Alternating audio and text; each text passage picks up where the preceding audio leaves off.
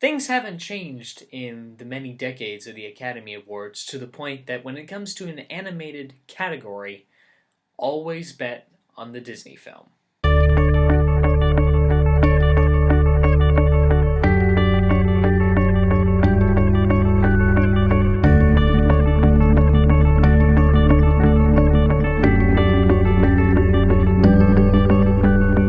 The Country Cousin was a 1936 Best Animated Short Film winner.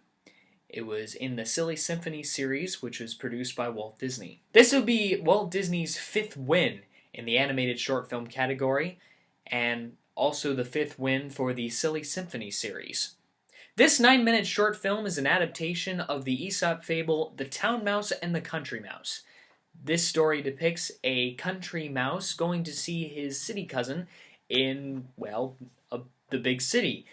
But it starts out in a nice house.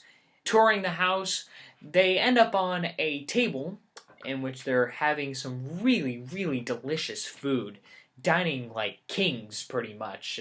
The best a mouse could hope for. Now, the country mouse is pretty noisy when he eats, so his town cousin has to tell him, shh, shh, shh, multiple times. Country Mouse doesn't quite get it because the Country Mouse never grew up in a paranoid environment like his town cousin. He's also not that very smart, which is probably to be expected from any individual that comes from a town that's literally titled Podunk. In the Country Mouse's idiocy, he eventually wakes up a sleeping cat and gets chased out of the house and ends up outside in the city, where there's a lot of footsteps, a lot of feet coming down that could step on him. There's a lot of opportunities to get squashed by cars and motorcycles and trains and lots of loud noises. So in the end, he runs back to his old country home in Podunk because the city life's just not for him.